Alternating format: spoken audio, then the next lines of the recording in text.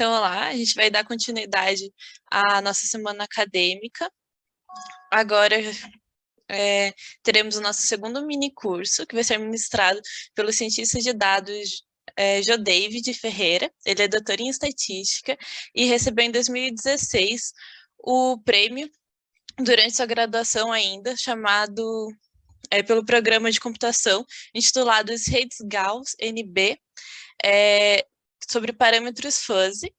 E agora ele vai utilizar o seu conhecimento para desenvolver soluções de inteligência artificial a partir da análise de dados e machine learning. O mini curso abordará a análise exploratória de dados a partir do Python, que é algo diferente do que a gente está acostumado a ver aqui na graduação, que a gente está trabalhando mais com o R, então a gente tem essa abordagem distinta. E a gente espera que todos tenham um bom proveito do curso e das informações trazidas pelo João David. Bom mini curso a todos. Olá, boa noite, pessoal. Rapaz, foi pegar o texto lá do LinkedIn, né? Eu me vendendo lá no LinkedIn. Deixa eu compartilhar aqui a tela. Ah, e aí você colocou um texto bem complicado para o pessoal entender. Então, meu nome é Jodei, né?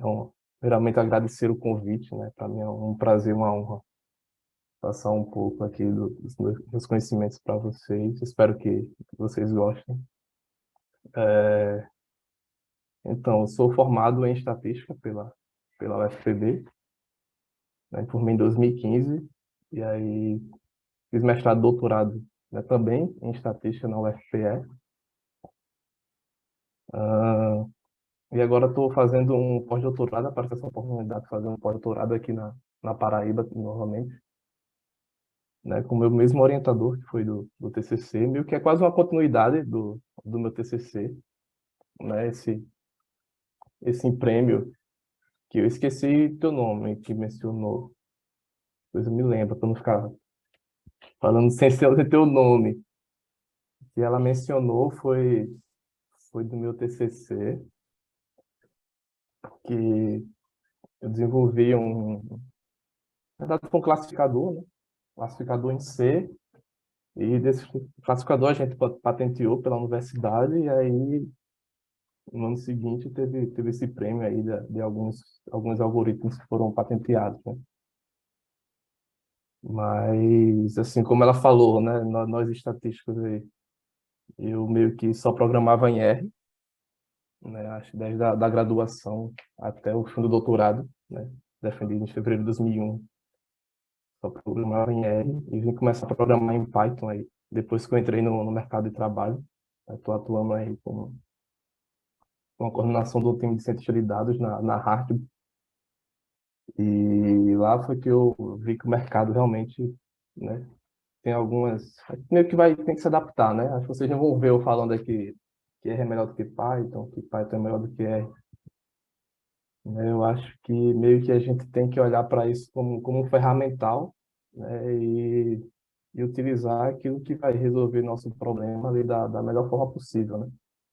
Acho que atualmente tem muitas aplicações que utilizam Python no mercado de trabalho, né? O R também está crescendo aí em algumas aplicações, né? Como teve aí o mini curso anterior, né? Com relatórios bem interessantes no quarto. Eu também fiz esse relatório, né? Fiz utilizando o RStudio aí, fiz com o quarto e rodei o Python lá dentro. Então, acho que a gente tem que usar aquilo que for melhor para resolver o problema e se adequando ao que a necessidade da problemática e o que é melhor para resolver aquela questão, né? O estudo, no caso.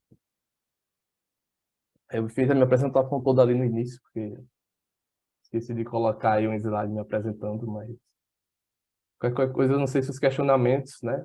Vocês vão deixar para o final, ou se podem ir perguntando, por mim não tem problema, se forem perguntando ao longo da apresentação, a gente já vai matando, não sei como é que está a dinâmica, a gente já vai matando e já vai conversando, eu acho que fica mais interessante do que talvez deixar lá tudo lá para o final e fica um pouco solto as coisas, né? Eu dividi né, esse mini curso aqui em meio que duas etapas, assim, de trazer um pouco da ideia assim da análise exploratória, e depois levar isso para o Python, né, e fazendo algumas análises lá iniciais. Eu não sei qual o nível de vocês aqui, então eu procurei abordar um pouco, né, de levar de toda uma problemática até a gente chegar umas conclusões, né, breves sobre uma determinada problemática. E trazer um pouco assim do que eu enxergo como uma análise exploratória, né, dado o dia a dia, né, que a gente vive aí como estatísticos ou futuros estatísticos, né. Aqui meio que tem meio que um fluxograma aqui de como se fosse uma estrutura, né, da realidade dos dados reais até o que pode acontecer com esses dados aí, né? E meio que está destacado aqui, acho que meu mouse aparece para vocês, né? Destacado aqui onde estão a análise exploratória, né? Então, provavelmente, né? Qual o fluxo que isso acontece no dia a dia? Então, a gente tem o mundo real que a gente vive, né? E hoje em dia a gente sabe que tudo está se transformando em dados aí, tudo é armazenamento de dados, é captura de dados, tudo. Nós somos praticamente o pessoal suga nossos dados aí de tudo que for possível, né? Tudo que eles conseguem, eles saem obtendo os dados que nós possamos oferecer para eles. Então, meio que desse mundo aí, né? A gente entra aí numa coleta de dados, né? E aí entra naquele mundo de dados estruturados e dados não estruturados. Da maioria são esses dados não estruturados que é capturado aí de qualquer maneira, né? E aí desses dados aí capturados, né, vem provavelmente um primeiro processamento aí, né, para tentar meio que estruturar um pouco desses dados, deixar esses dados de uma forma mais usual, né? E depois desse processo vem aí um processo de limpeza, né, que aí é aquela toda a parte de tirar variáveis que não são interessantes, ou tirar algumas observações que está prejudicando mais do que ajudando, né? Toda uma limpeza inicial aí, para que meio que fique só ali os dados que realmente interessem naquela problemática específica, né, que já é algo mais específico da problemática. E aí é que parte um pouco, né, para a análise exploratória, né, ou seguir ali para a parte de modelagem, né, e os outros passos. E na análise exploratória, muitas vezes, né, que tem um setinho que pode voltar lá para os dados processados, e muitas vezes podem chegar uns dados que já passaram por esses processos, mas que digam, ó, com esses dados aqui a gente não consegue tirar insight nenhum, a gente não consegue concluir nada desses dados. Então, talvez seja melhor a gente voltar lá para os dados brutos, lá tentar processar novamente, né, para ver se a gente consegue aí um, uma nova estrutura de dados que a gente consiga tirar algum insight para essa nossa problemática, né? Então, possa ser que essa parte aqui aconteça algumas vezes, né? E meio que conseguindo tirar ali alguns insights iniciais, essa parte aí de análise exploratória, a gente já tem alguns insights de como fazer essa questão de modelagem de algoritmo, né? Eu já vi alguns casos assim, na nossa vivência que o pessoal já pega a tabela, já quer fazer modelagem, já quer aplicar ali algum modelo, né, do machine learning, né, falando aí nas nomenclaturas do mercado, né, já quer aplicar algum modelo de machine learning sem nem compreender como é que está seus dados, sem nem entender a variabilidade ali dentro, o comportamento dos dados. Já quer ir aplicar o modelo, já quer tirar insight, né, sem nem entender o que é que está realmente acontecendo ali dentro, né. E aqui eu botei um slide para falar um pouco o que seria uma análise exploratória de dados, né? Então, e trago algumas respostas para a gente meio que começar a refletir um pouco, né? A análise exploratória de dados, né, não é um processo com um conjunto de regras rígidas, ou seja, não existe, né, algo que você tem que fazer isso. É meio que não tem ali uma lista do que se fazer, né? É mais assim, eu botei até ali, mais que qualquer coisa, é um estado de espírito. É meio que você, né, no seu dia a dia, assim, você meio que tem noção do que você quer enxergar naqueles dados ali. Você tem que fazer todo tipo de pergunta. É como se você tivesse querendo aprender algo daqueles dados ali, você não tem conhecimento nenhum. Então, você meio que tem que fazer todos os tipos de perguntas, né, sobre aqueles dados e tentar encontrar essas respostas, né? Claro, as perguntas meio que têm que estar interligadas à sua problemática. Acho que não faz sentido nenhum você fazer uma pergunta dado em cima dos seus dados que não estejam, né, associados à problemática, né? Então, você tem que se sentir livre, né, livre para investigar aí tudo que vem à sua mente sobre aqueles dados, né?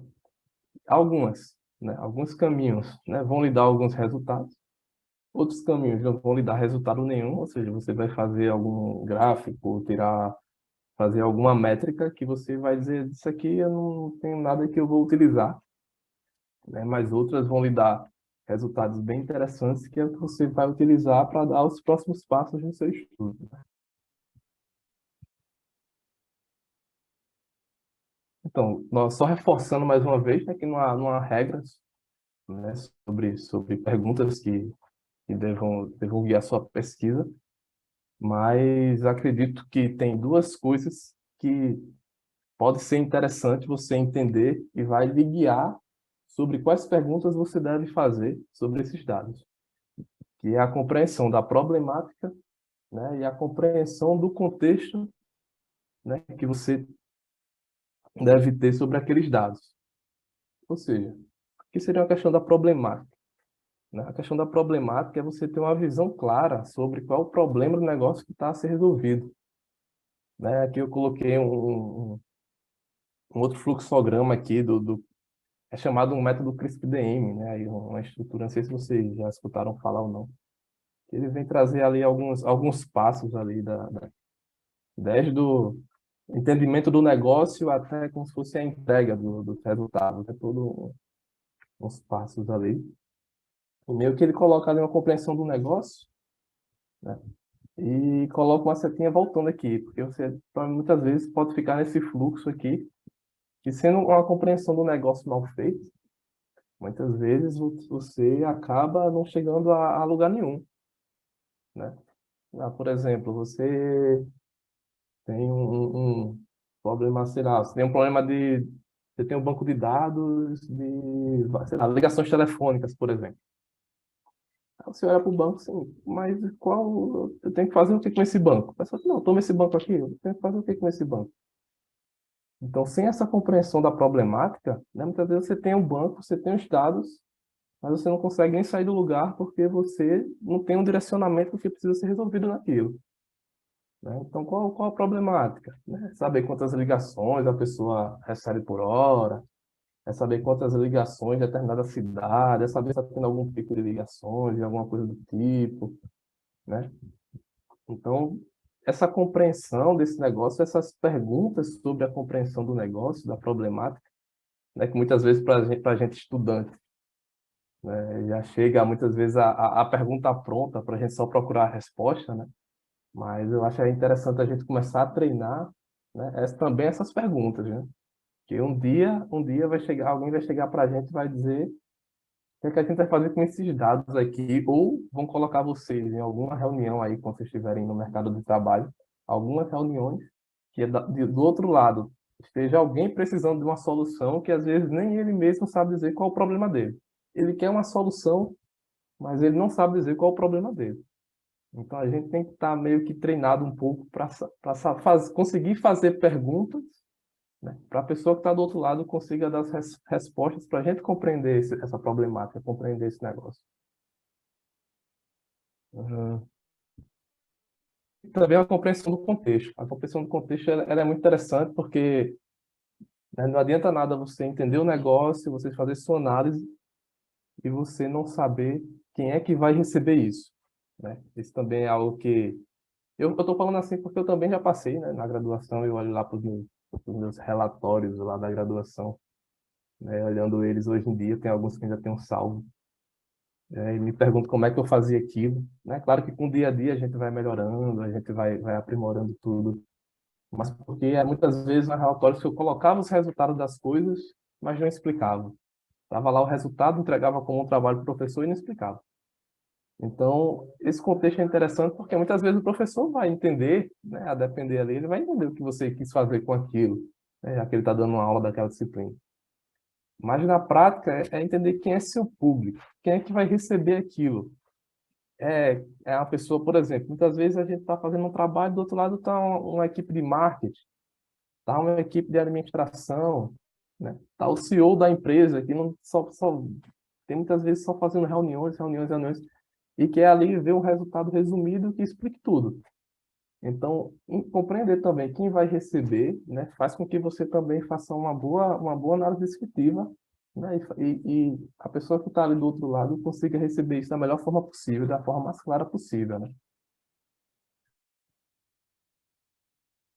E aí, falando um pouco aí, voltando, né, saindo desse mundo muito, né, muito de negócio, muitas coisas, e falando um pouco mais aí em termos quantitativos, em termos do nosso dia a dia, né, eu acho que a gente pode, né, meio que começar aí a análise exploratória, né, tentando aí, né, procurando, tentando entender como é que ocorre ali, como é que está o comportamento dos dados, como é que está a variação dos dados ali das nossas variáveis, né, a covariação ali dos dados, covariância dos dados, né, a correlação entre elas.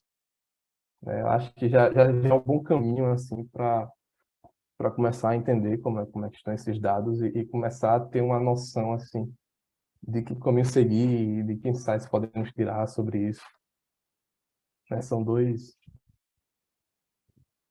caminhos que a gente pode iniciar, por exemplo. Né? E alguns passos eu coloquei que vamos seguir aqui um pouco nesse mini curso, né? E quando a gente falar mais um pouco de Python, assim, a gente vai entrar mais um pouco também aí em medidas de tendência central, né? São média, né? Mediana, né? Falar um pouco sobre medidas de dispersão, né? Calcular um pouco isso, né, no Python. Fazer algumas análises gráficas. Tá? As análises gráficas, vocês vão ver que eu meio que não quis dar um muito robusto nela, fiz meio que default ali do Python, né? Só para vocês entenderem como faz um plot de uns gráficos. Desculpa pelo imprevisto e Nada, para a gente continuar. vamos. Obrigada. Nada. É, então, aqui é por alguns caminhos que a gente vai passar hoje, eu não sei até onde vocês conseguiram escutar, mas é algumas medidas Para mim tendência foi central. até análise gráfica. Pronto. Né? Algumas análises gráficas aí, onde eu coloquei só o default do Python, né? Apesar de falar ali que é interessante, né? Saber quem vai receber esse contexto todo, mas eu achei melhor a gente colocar só o default e trabalhar em como faz, né? Análise de correlação, fazer algumas correlações no Python, e os possíveis testes de associação de independência, né? O teste de quadrado em algum, né? Acredito que com essas informações a gente já consegue tirar alguns insights interessantes, né, sobre alguns dados.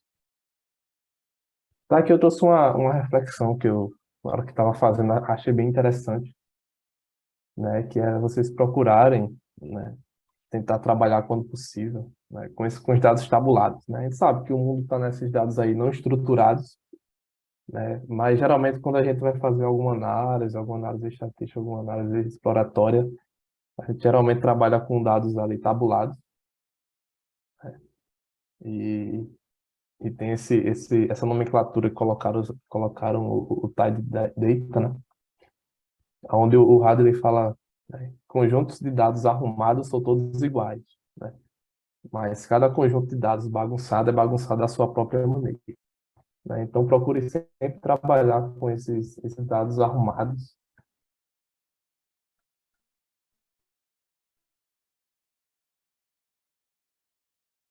né? E aqui na próxima eu trouxe e fica padronizado e vocês levarem isso variáveis, né? Cada coluna, né, é uma variável, né? Cada linha sendo uma observação. Então, não sei se é a minha internet ou é de alguém que está tá instável. Cada linha sendo uma observação, né? E cada célula, pode chamar assim, cada célula possui um valor, né? Então, se conseguirem caminhar dessa forma, eu acho que vocês vão conseguir vão conseguir sempre trabalhar dessa forma de dados arrumados e não terão um problema, né, de dados bagunçados, né, onde toda vez que vocês forem fazer, né, até muitas vezes um código simples, né, vocês vão ter que esquentar muito a cabeça pelos dados estarem organizados, né? Aí eu vi já entrando um pouco, eu vi um meme essa semana que quando eu olho eu começo a rir sozinho, e lembrando até de códigos que eu fiz, né? Aqui tá muito mais dos dados, né? Mas aí quando tem a parte dos códigos, né? Aí o meme fala, acho que quando eu criei esse código, só duas pessoas sabiam, né? Que era eu e Deus. Hoje só Deus sabe o que tem ali dentro. Aí realmente, pegar um código meu lá da graduação, eu acho que eu é melhor jogar fora e fazer outro, porque a gente geralmente não tem essa. Muitas vezes a pressa também, muitas vezes tem essa questão de data para entregar, mas a gente não cria essa cultura de fazer as coisas organizadas, de fazer, né? De trabalhar aí com os dados, com código limpo, com a editação bem correta. Isso, assim, é interessante. Quem puder iniciar dessa forma é interessante, é importante. E aqui já agora um pouco, né? Vamos ao Python, um pouco que interessa. Eu já falei 25 minutos aí, sem vocês nem verem uma linha de código, né? Mas eu também falo rápido, eu espero que a gente tá no slide 11. Eu espero que a gente passe aqui as 2 horas falando de Python, vai ter assunto para a vida, né? E, bem, eu peguei um banco de dados simples, né? E não perdi muito tempo com o banco de dados, eu queria mais dar o foco nas coisas que a gente iria fazer e aprender do que perder muito tempo com o banco de dados. Mas aí depois que eu peguei o banco e eu estava fazendo várias análises, eu disse, não, peraí, vamos falar de problemática, então vamos criar uma problemática aqui, não faz sentido a gente fazer uma análise exploratória se a gente não tem uma problemática, é só jogar as funções, né? Então, eu encontrei esse banco de dados aí de carros usados, né? O link está aí do Kaggle. Entrei lá também depois. Não tem inscrição nenhuma da base, mas a gente vai, vai trabalhando dessa maneira. Aí eu criei uma problemática aqui que no fim a gente vai ver se consegue responder um pouco sobre ela ou não, né? Essa base de dados ela é referente aí a carros usados na Índia, né? Lá na Índia, né?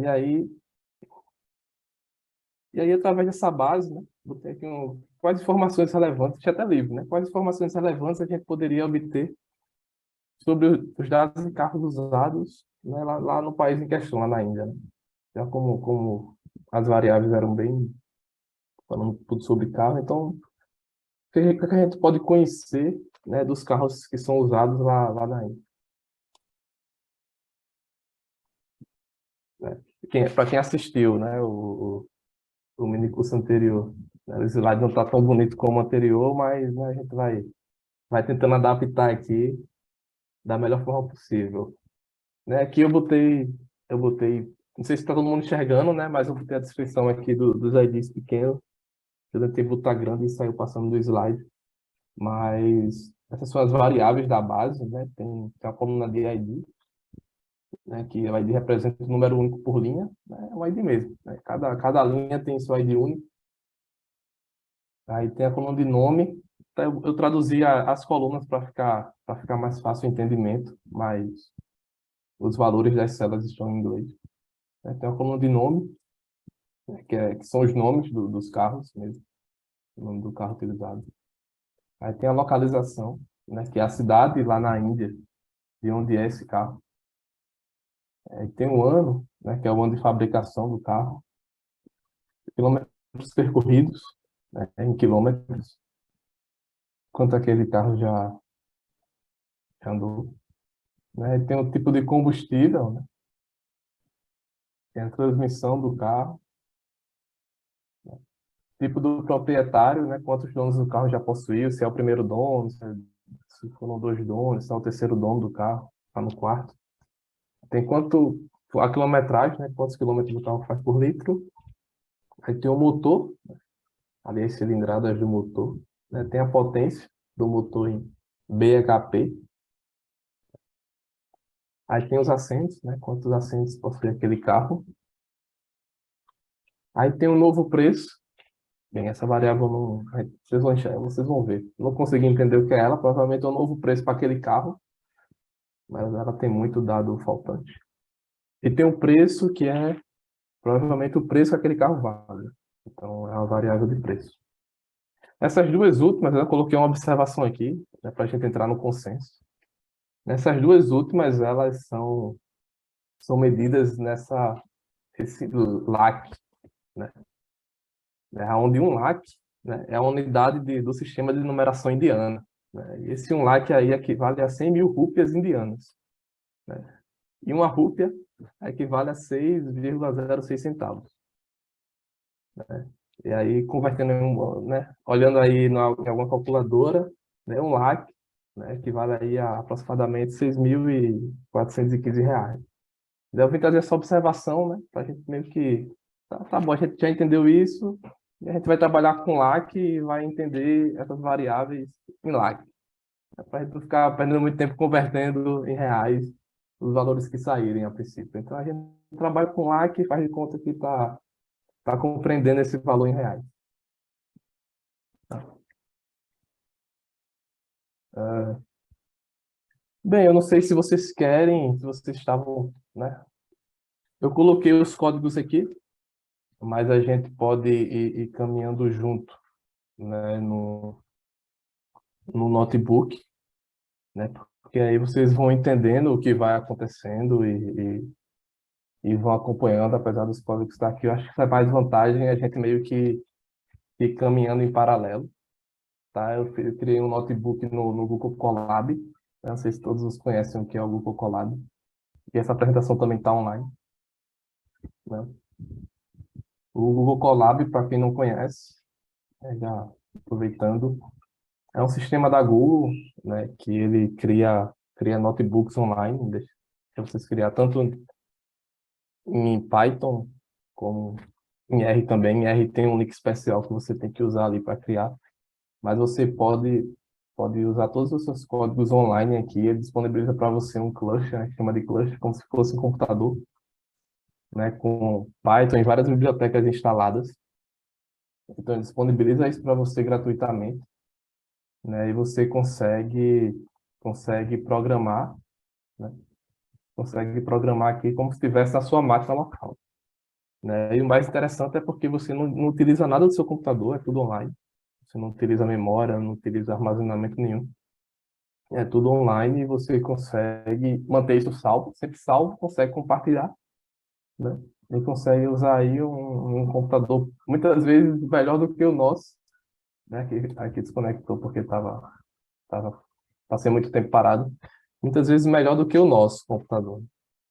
Então, acho que eu vou precisar botar a base de dados de novo. Aqui geralmente fica a base de dados, né? E geralmente toda vez que você for utilizar, você tem que enviar. Deixa eu ver se ele mostra aqui ele criou para mim um notebook de Python, já tinha criado um notebook, né, .pynb, então ele criou para mim um notebook em Python. Deixa eu ver se aparece as configurações desse notebook. Acho que não aparece, eu não sei onde.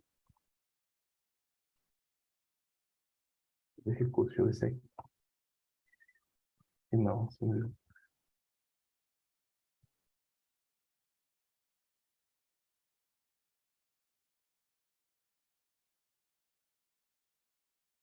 Não sei onde é. Aqui. Aqui é só colocar em cima. Ó, então ele disponibilizou para mim, ó. Não sei se vocês estão enxergando, né? Um notebook com 12 gigas de RAM, né? 12 gigas de RAM e se eu não tiver enganado, eu acho que 107 gigas de armazenamento.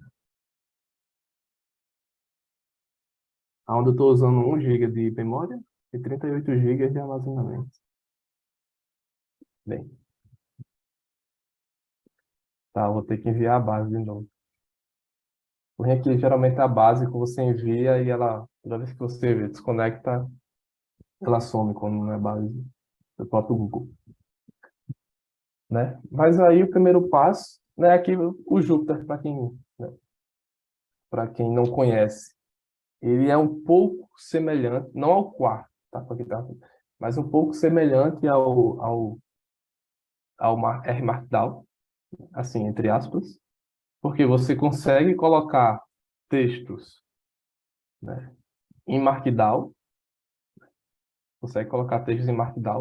né, misturado com seus códigos, né? Então você consegue criar campos de texto, né? Você consegue criar campos de texto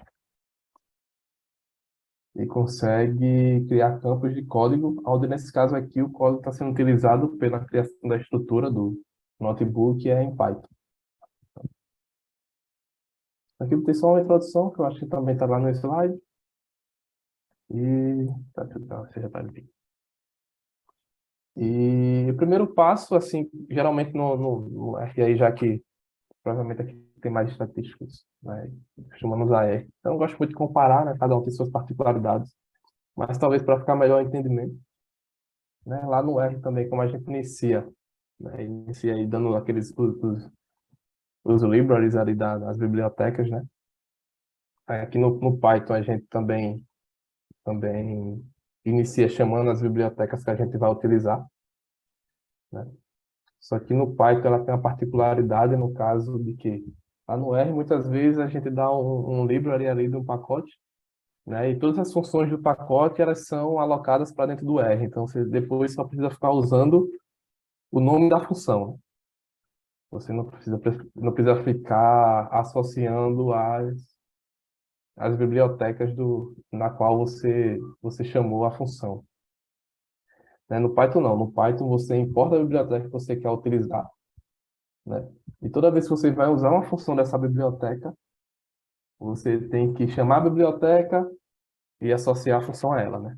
Pandas, ponto alguma coisa, né? E para nos ajudar a isso, né, a gente meio que usa esse as aqui para meio que abreviar esse nome, né? Então, meio que aqui a gente está importando o Pandas, né? Que é uma biblioteca, eu botei até aqui botei aqui, porque são meio que bibliotecas interessantes, assim, primordiais, essenciais para a gente estar trabalhando com análise de dados, a Pandas e a NumPy. E são bibliotecas que auxiliam na análise de dados, né? A NumPy aí é mais para a questão matemática e tal, e o Pandas é data frame, tudo que for associado a isso. Então, é muito interessante estudar elas, e elas auxiliam demais. E esse ES aqui é que a gente possa abreviar, né, o nome da biblioteca para não ficar sempre usando pandas. E a gente consiga usar, por exemplo, PD, NP, SP, PLP, né, dependendo da biblioteca. Né, e algo interessante no Python, né, é que a comunidade, apesar de ser muito grande, né, a comunidade aborda uns termos meio que padronizados para todo mundo. Então, por exemplo, você está com uma dúvida no Pandas, e você vai lá pesquisar no Google. Então, sempre você vai ver quem abreviar vai estar PD, né? Porque aqui eu poderia colocar qualquer coisa, eu poderia colocar Brasil, e vou ficar usando Brasil.readcsv para ler um arquivo, Brasil. Alguma coisa. Mas você vai ver que a comunidade ela meio que padroniza isso. E onde você vê PD nas comunidades, nos auxílios, está se referindo ao Pandas, onde vê NP no Py, né? E isso, assim, essa padronização ajuda muito, né? Quando se está estudando e quando você tem algum problema e quer resolver esse problema. Comentário no Python é igual no R, né? Tem usando aqui esse símbolo que tem vários nomes, eu não sei qual é o nome certo dele, mas, né, a hashtag, o jogo da velha aí, a cerquilha aí, enfim, esse símbolo que tem vários nomes também é o comentário no Python, né? Aqui estou chamando algumas bibliotecas, né? Essas três, a princípio, para análise de dados, né? Como falei, o Pandas para data frame, o NumPy para a parte mais matemática, o SciPy, pronuncia assim, ele tem algumas funções, né, estatísticas, né, para a questão de dados ali, distribuições. Eu não acho que eu não entrei muito nisso aqui, mas ele tem muitas funções estatísticas que interessantes, então é um pacote para nós que é interessante estudar também, tá? O Matplotlib, né? o PyPlot, né? É uma biblioteca bem utilizada para fazer plots no Python, né? O Seaborn também, né? São bibliotecas bem aderidas aí para fazer esses gráficos, apesar dos gráficos delas sejam os gráficos assim mais default, tem aqueles gráficos padrão como se fosse o próprio plot lá, plot aí é bem semelhante a essas duas aqui, na questão de visualização, né? Que a princípio eu estou chamando Plotly também, que é o mesmo Plotly existente, né? Faz aqueles gráficos interativos que você consegue passar o mouse, né? Também é uma biblioteca bem interessante de se trabalhar, o Plotly. E aqui é só dar no Jupyter em geral, para você rodar o código, né? Você pode, né, criar partes, né? O Jupyter trabalha com células, já passando aqui direto, assim. O Jupyter trabalha com células de código, como eu tinha mencionado em cima. E o interessante é meio que em cada bloco você colocar um pedaço do código que resolva um determinado problema, né? E não preencher vários códigos, um código muito grande numa célula dessa. Até porque pelo Jupyter, ele, se você pedir para visualizar algo, né, e pedir duas linhas da mesma coisa, como por exemplo, sei lá, A igual a 2, B igual a 3, né? E você chamar A e B, ele vai imprimir só, sem usar o print, né? Ele vai imprimir só o último, né? Então, é interessante você trabalhar com partes de códigos até para ser melhor para manutenção. E que cada pedaço de bloco desse consiga fazer resolver um pequeno, né, uma pequena solução, algo que você enxergue e diga, não, essa parte aqui está chamando de biblioteca. Pô. Aí outra parte tá lendo os dados. Aqui é como está. Eu acho que eu vou meio que o que está aqui para frente agora, né, é o que está lá no notebook. Qualquer coisa a gente anda por lá. Se precisar, a gente volta para cá, mas acho que só precisa voltar para cá, mais lá na frente. Dá para a gente ir caminhando pelo notebook agora, né? Alguém tem alguma dúvida? Isso, a coisa pode perguntar. Se quem quiser, aproveite. Então, aproveitando, né? Nessa célula aqui, a gente começa, né, a brincadeira, vamos dizer assim, né? Que é lendo os dados, tá? Então, a função de ler os dados, aqui, como eu falei para vocês, PD, a gente chama a biblioteca, né? E usa o read CSV, né? O read CSV é a função do Pandas, né? Para ler dados em CSV, né? E esse caminho aqui é justamente o caminho, tá? É o caminho onde tem esse arquivo aqui, né? Então, você substituiria aqui pelo CSV que está no seu computador, né? Se o arquivo tivesse também em outro formato, né? O Pandas aí tem vários formatos, né? Que ele recebe, como de Excel, né? XLSX, como JSON, né? O Pandas recebe vários formatos que você pode modificar aqui no read e colocar o caminho no qual deseja ver esse formato, né? Então, primeiro, né, geralmente a primeira curiosidade que a gente tem é saber, né, se os dados foram lidos corretamente, né? Então, será que os dados foram lidos corretamente? E algo que, né, para a gente ver esse cabeçalho aí, a função read, né, e ela é obtida, né, a gente consegue observar os dados, né, dando um ponto read, né, ponto head aí, ponto head, e para a gente rodar, né, a gente rodar sem nenhum parâmetro aqui dentro, a gente consegue enxergar aí que o default, né, são 5 linhas, e aqui dentro a gente consegue controlar quantas linhas a gente quer retornar, né? As 5 linhas. Né? E aí, eu não sei se vocês perceberam, né, um detalhe importante aqui, né? É que né, eu estou pedindo 5 linhas aqui, está saindo até o 4, né? Mas isso é algo interessante que no Python, né? A, a indentação aí já ele começa no zero, né? E não no um. Então aqui já é a primeira linha, né? Primeira linha, e a segunda, terceira, a quarta e a quinta. Então, ele tornou 5 linhas para a gente, começando no zero, né? Ele começa no zero. E aqui a gente consegue, né, enxergar que, consegue ver aí que nossos dados foram, né, lidos corretamente, né? O default do CSV, né, e do Pandas, né, é que as colunas sejam separadas por vírgula, né? Então, o default é que seja separado por vírgula. Se não for, aí se consegue alterar, né? Você consegue alterar aqui a opção, né, de botar o separador no qual está o seu CSV. E aí, vamos supor que você ficou curioso também para ver, né? A gente viu aqui as primeiras linhas, né? Tem uma noção aqui do que está acontecendo aqui, de como estão os dados, né? O nome dos carros, a cidade. A gente quer ver as últimas linhas, né? Então, as últimas linhas, a gente bota aí um tail, né? Diz a quantidade que a gente quer.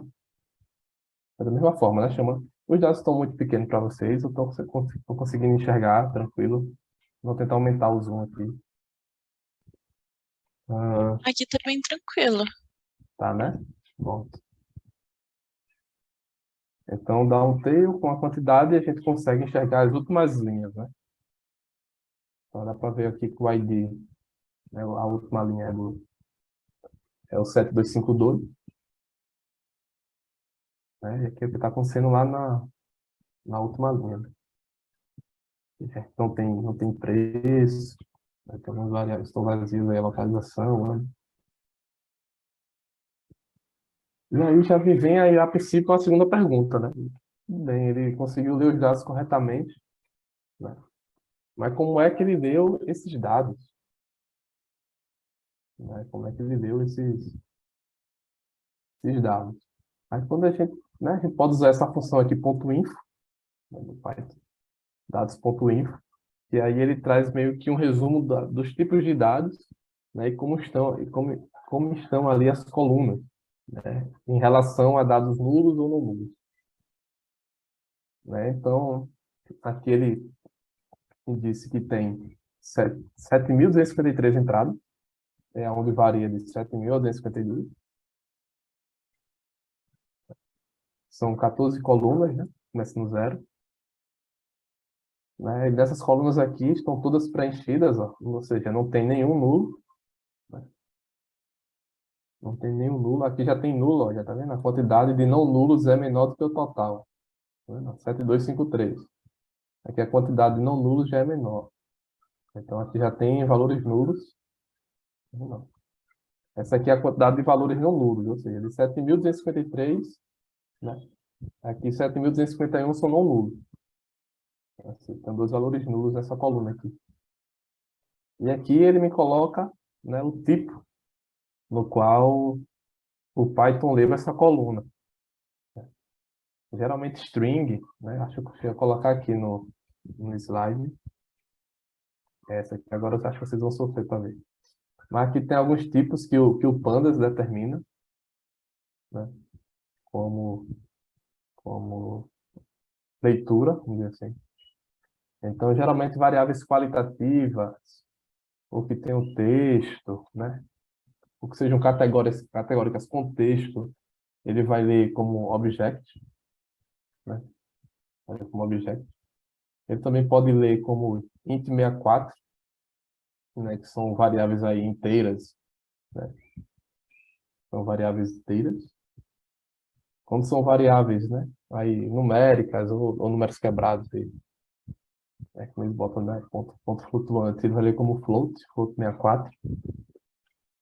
Ele também pode ler como, né, booleano, né? Que é quando são variáveis ali true ou false, né? Como data, né? Aí tem esse time data, time delta, tem esse time delta, que é a diferença de datas, né? Ele cria esse novo tipo aqui de time delta.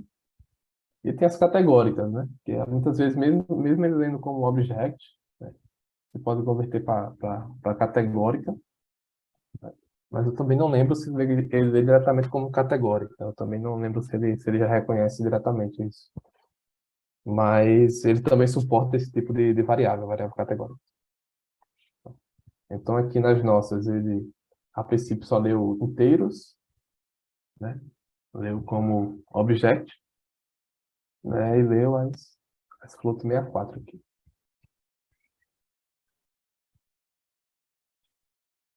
Mas aí vamos supor que você passou pelos tipos, né? Mas você meio que... Não, mas eu... né? Ou você não conseguiu rodar isso aqui. Não, mas eu quero saber quantas linhas tem a minha base, né?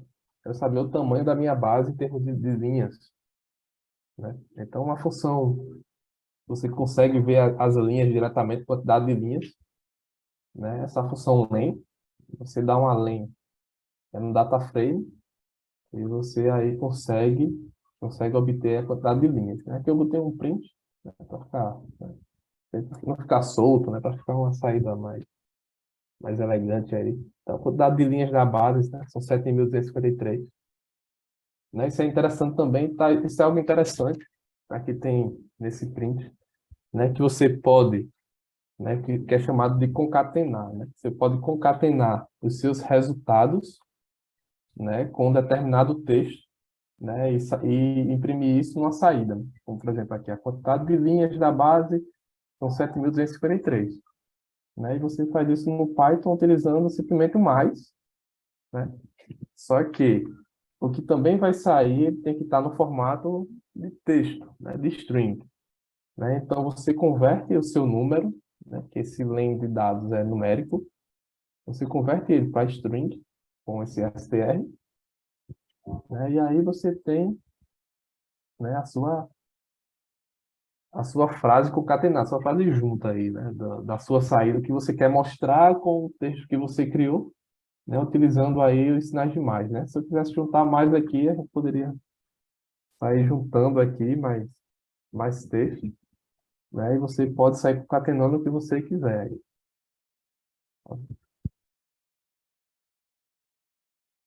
Isso é...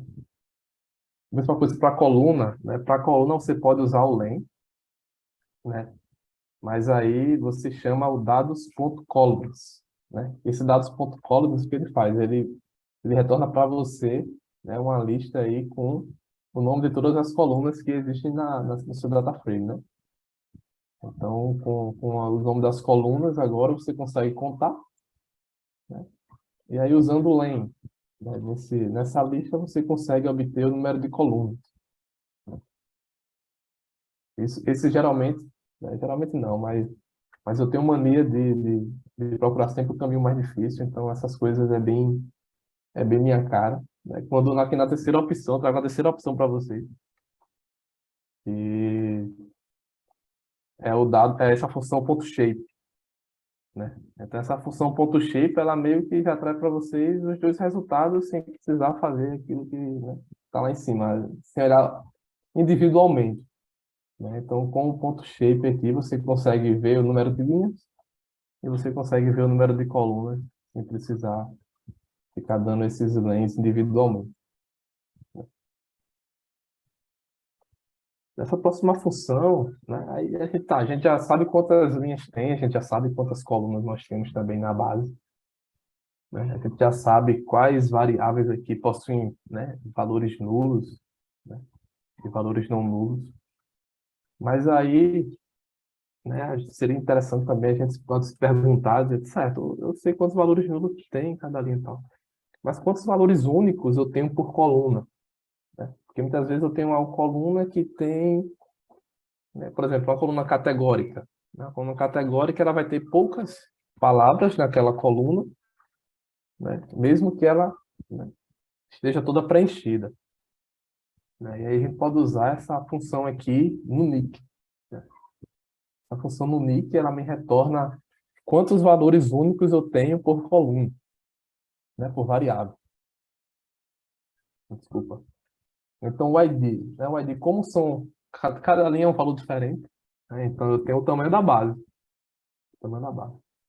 Mas, por exemplo, ó, transmissão, né? E transmissão, né, provavelmente vai ser manual ou automático, carro, né?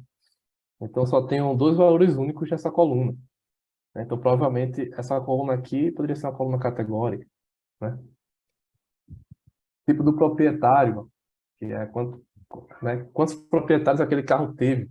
Então, essa aqui que são quatro, né? Provavelmente é um, dois, três ou quatro proprietários. Tipo de combustível, assentos no carro, são variáveis a anos, né? Então, a gente consegue enxergar que os anos dos carros, né? Desses 7.253 carros, eles só variam aí em 23 anos, né? Só tem 23 anos diferentes aí de todos esses carros. Já é algo como interessante se observar. Tá? Mas vamos supor que você, né? Você olha aqui para o info novamente e você diz, rapaz, tudo bem, eu sei que aqui eu tenho 7.253 entradas, né? E eu tenho só 1.006 valores, né? Não nulos, né? Mas quantos valores nulos eu tenho, né? Então, vamos supor que você não quer fazer a subtração, né? Você não quer fazer mais conta de cabeça, né? Eu acho horrível, né? Você começa a acostumar no computador e começa, né, a somente travar. Mas vamos supor que você não quer fazer essa conta de cabeça. Não, eu sei que eu tenho 1.006 aqui não nulos. Quantos nulos eu tenho? Eu não sei mais fazer essa regra, né? Então, existe a função SNU, né, para você, né? O SNU, né, ele vai me retornar um data frame de true ou false, né, aonde os valores são nulos, né? Então, ele me retorna um data frame, aqui é false porque tem valor, né? Então, eu estou perguntando se é nulo. Então, ele está me dizendo que é falso. Ou seja, aqui não é nulo. E onde for nulo, ele coloca true. E aí a gente pode somar, né? Somar esses não nulos. Aí com o Python entende automaticamente que você quer somar por coluna. Então, quando você faz essa soma, você começa a enxergar aqui, por exemplo, nessas colunas aqui, ó, não tem nenhum valor nulo. Então, aqui tem dois, né, a gente tinha visto. Né, nessa novo preço, né, a gente tem 6.247. Então, se não quiser fazer o inverso lá, por aqui você sabe quantos valores nulos você tem na variável. Tá? Outra função interessante, mas que meio que a gente já vai tirar ela aqui para começar um pouco a questão das análises. Né? Outra função interessante é o drop. Né? O drop é uma função para você remover coluna. Tá? Então, atualmente nós estamos com essas 14 colunas aqui, né? Mas aí o ID não vai servir para nós, para nenhum tipo de análise ele vai servir. Né? Ele não vai agregar em nada nenhuma informação das nossas análises. Então, a gente pode meio que eliminar ele da base, né? Usando aqui essa função drop, né? E a gente passa essa coluna aqui, né? Entre colchetes, aí com a deixa a gente passa a coluna. Tá? Aqui você poderia adicionar quantas colunas você desejasse, né? Ah, e esse axis 1 aqui é para você dizer ao drop que você quer eliminar a coluna.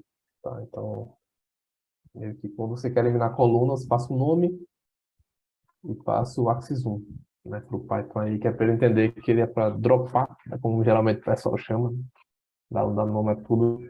Você dropar aí a coluna de ID, né, remover ela da sua base. Né, e aí a gente dando esse drop, né, e dando um info novamente, a gente consegue perceber que a coluna ela sumiu. Né? Então, a nossa primeira coluna agora é nome. Nome, localização, ano. Isso porque eu salvei com o mesmo nome, tá? Você aí poderia salvar com nome de base diferente para não perder os originais. Eu poderia ter criado uma cópia da base antes para não perder. Mas aqui, como não vai interferir em nada, mesmo que eu dei o drop, removi a coluna e salvei com o mesmo nome, a base. Tá? Então, meio que ele sobrepôs aí o que a gente já existia, já tinha antes. Tá?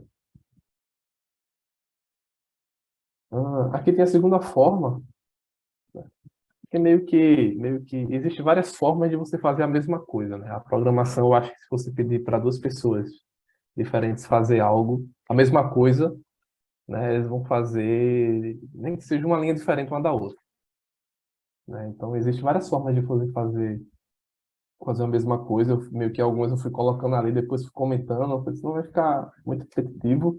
E também se eu rodar aqui de novo vai dar erro, né? Porque eu já tirei a coluna, se eu for tentar tirar a coluna de novo, né? Vai dar erro aqui, porque ele vai dizer que a coluna não existe.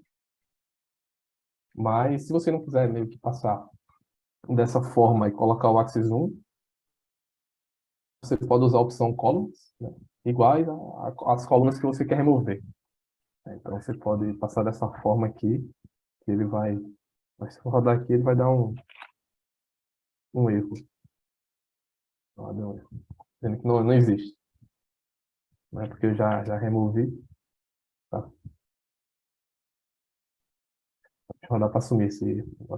Pronto. Ah, e aí, entrando um pouco nas métricas, deixa eu ver se aqui eu botei algum outro texto. Às vezes eu ia comentando também algumas coisas, mas deixa eu ver se não dá o drop, tá o describe. Tá, eu só inverter ali. Aí já entrando um pouco nas métricas e estatísticas, né, algumas análises mais, né, aí, tendência central, tal, desvio.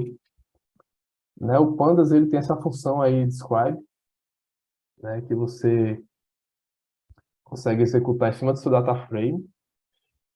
E o interessante, né, é que, se vocês lembram, mas nossa base ela está com 13 colunas, né? 13 colunas. E meio que ele autoriza você, deixa você dar o describe em cima da base toda. Aqui eu botei um T só para inverter. Ele deixa você dar em cima da base toda, né? E se vocês perceberem, ele só me retornou aqui duas, três, quatro colunas. Tá? Ele me retornou quatro colunas, onde uma foi o ano, aí quilômetros percorridos, assento e preço, né? Isso porque ele vem na base, né? Ele vem na base. Ele olha quais variáveis, né? São ou diferentes de object, né? Ou são inteiras e floats, né? E fazem as métricas em cima disso, né? Aqui meio que, né, não faz sentido nenhum a gente fazer esse describe com ano aqui, né? Então desconsidere essa variável, né? Foquem só nessas três aqui, né? Porque mesmo vocês tendo essa facilidade aqui, isso é interessante, mesmo você tendo essa facilidade de calcular lá por cima do banco todo, né, tenham cuidado de verificar quais variáveis realmente faz sentido ter aquela métrica e pegar os resultados corretos, né? Então, meio que aqui a gente poderia utilizar essa função, né, para calcular em cima da base toda, mas é pegando aí as métricas só em cima das variáveis que realmente faz sentido. Ele faz esses cálculos em cima de todas as linhas, Todas tipo, as linhas, independentemente do tamanho? isso. E outra coisa interessante também, que aí vai muito de análise para análise, é que ele retira os NAs. Mas aí, se os NAs, se você vê que no seu estudo os NAs não tem problema de removê-los, ele aqui remove e faz os cálculos. Ele considera todas as linhas. Tá? Então, por exemplo, assento, né? Então, aí a média de assentos aí é 5,3 assentos, né, em média. Aqui em cima ele conta, né? Pronto, ele fez o cálculo aí em cima dos 7.200 assentos. O preço, né? Ele analisou os 6.019 existentes. Aí o preço do carro, 9,47, tem que lembrar, né? 9,47, nem lembro se é laque, hack, aquela unidade de medida lá da Índia, né? Aonde é que o número máximo de assento eram 10, o menor era 0, né? Aqui as quilometragens, né? Tá aí um numeral aí adicionando 3 zeros aí para frente. Então tá um número meio grande, né? E tem um ponto T aqui, né? É que se vocês quiserem mudar, né, a visualização, né, meio que aqui as métricas estão nas linhas e as variáveis nas colunas, né? Mas aí, a depender da tabela, né, se vocês quiserem inverter, vocês botam esse ponto T, que é meio que um transposto, né? Um transpor o data frame. Então ele inverte para você. Então ele bota as variáveis nas linhas e coloca aí os cálculos nas colunas. Aí, ó, com mínimo, né, quartil, primeiro quartil, né, mediano, terceiro quartil, máximo. Aí se vocês quiserem, né, forçar, dizer, não, eu quero que ele calcule para mim, eu quero ver todas as variáveis, né? Quero ver todas as variáveis, eu quero calcular a média ali do nome do carro. Então, você coloca aqui esse include all, né? Bota esse include all e pede para ele verificar. Ele, com certeza ele pelo menos vai retornar ele retorna para vocês um NaN aqui, né? Mas se você está pedindo, ele obedece. O algoritmo, né, que manda é você. Você que manda. Mas ele trouxe também, pelo menos ele trouxe algumas métricas, ó, por exemplo, das variáveis qualitativas, né, como nome, né, ele traz o nome que mais aparece, né, a localização, a cidade que mais aparece. Né.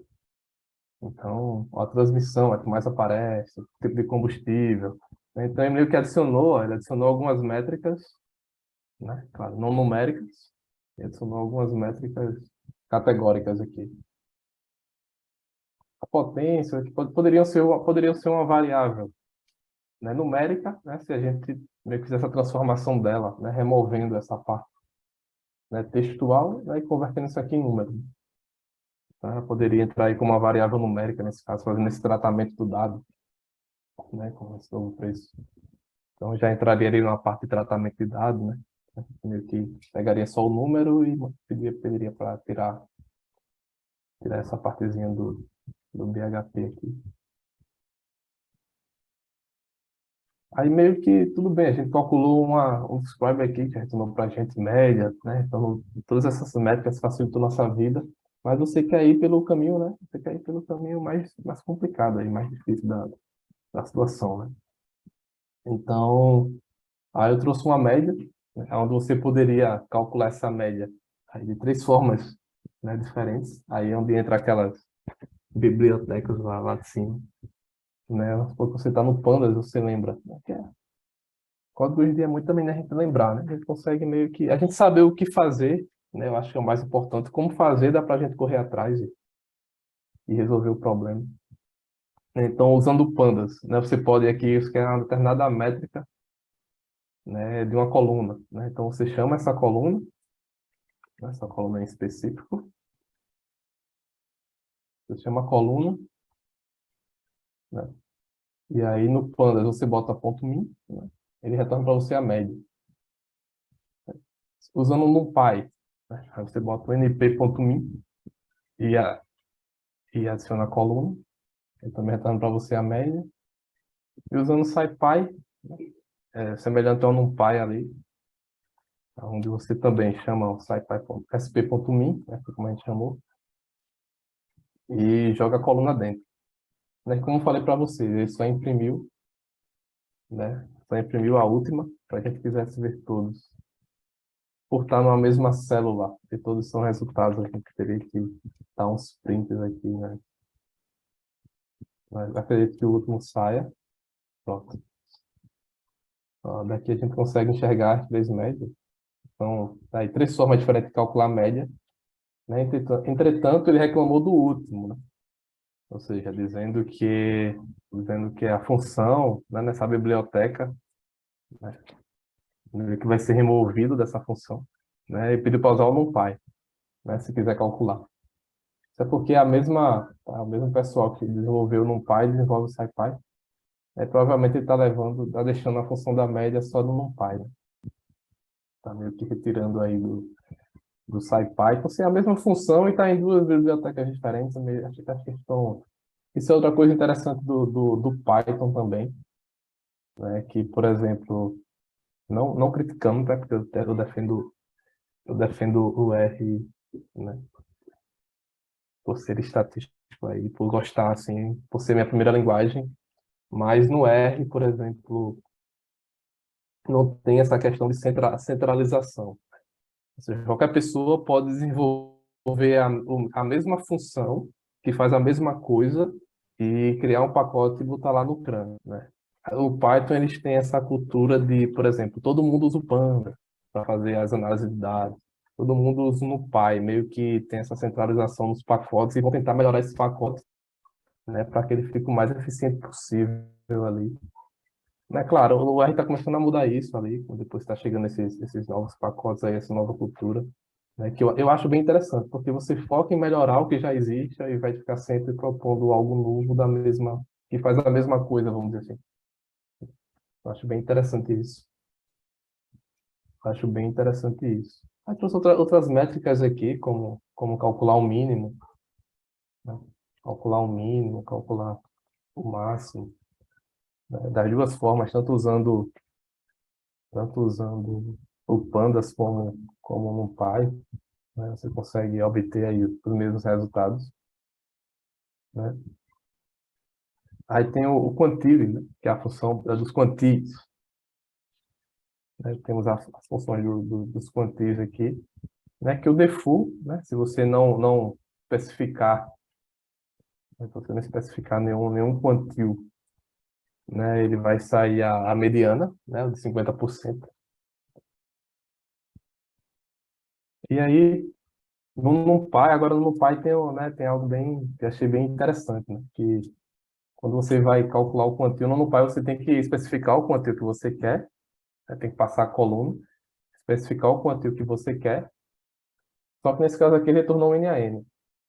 Um NaN, né? Eu não sei se alguém saberia dizer o motivo de retornar um NaN aqui, né? Eu, quando estava calculando, achei bem interessante isso, né? Que é, por exemplo, nesse caso aqui dessa função, né? Quando construíram, ele não tira, né, os NAs, né? Ele deixa os NAs e meio que mostra para você esse NaN. Quer dizer, ó, aqui tem um NA, né? Aí, em paralelo, eles criaram uma função, né, NaN quantile, que é a mesma coisa da função anterior, quando você tem dados NA, né, e quer desconsiderar esses dados. Então, quando você aplica o NaN quantile, você obtém aí seu resultado na sua coluna que possui NA. Tá? E aí, vamos supor que você quer mais de um quantil, né? Você quer vários quantis aí. Pelo NumPy é só passar uma lista, né? Você passa uma lista aí dos quantis que você quer, né? E aí ele retorna para você, né, o mínimo, né? Primeiro quartil, mediana, primeiro quartil, máximo. E com pandas do mesmo jeito. Você bota ali a coluna que você quer, bota o ponto quantilho, eita, e bota os quantis que você deseja obter, né? E ele retorna para você aqui o resultado. Se você quiser, agora eu vou focar no plástico no slide eu botei, eu vou focar no Pandas para não ficar esse vai e vem, vai e vem. A gente vai fazer tudo no Pandas aqui, no Pai, se vocês quiserem desejar estudar. Quando estiver trabalhando só com coisas numéricas, assim, ele é bem eficiente. Então, meio que a gente vai focar só no Pandas para não ficar misturando um e o outro e a gente ter a melhor tração um caminho só. Também é possível, né, vocês calcularem as métricas para várias colunas ao mesmo tempo, né? E aí vocês meio que chamam as colunas, né? É interessante que você está no data frame, você utiliza dois colchetes, né? Que eu coloquei uma observação aqui, porque o Python, né? Porque o Python faz isso. Ó, é necessário utilizar dois pares, né, de colchetes aqui, né? Porque o primeiro retorna, né, uma série, e o segundo colchete retorna o data frame, né? Como se o primeiro fosse uma lista das colunas que você quer, né? Você meio que retorna essa série de colunas que você deseja obter, né? E aí o segundo colchete aí vai dizer ao plano que você quer um data frame. Você não quer só uma série, você não quer só uma coluna, você quer um data frame. Então você utiliza esses dois colchetes que ele retorna para você o data frame, né?